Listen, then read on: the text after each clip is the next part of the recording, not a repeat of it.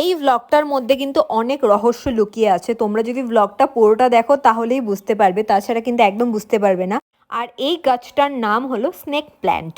তো আমার এই ঘড়িটা কেমন লাগছে আমাকে জানিও। তারপরে আমরা বেরিয়েছিলাম, আজকে আমরা তিনজন মিলে বেরিয়েছিলাম, আমি, শ্রেয়া আর অর্ণবা, শ্রেয়ারই ফ্রেন্ড হয় ওটা। তারপরে আমরা গিয়ে চা খেয়েছিলাম কোটমোড়ের ওইখানেই, কোটমোড় থেকে ছাড়িয়ে একটু। এই চায়ের দোকানটা তো চা বেশ ভালো করে, তো চা খেয়ে আমরা গেছিলাম ঘাটে।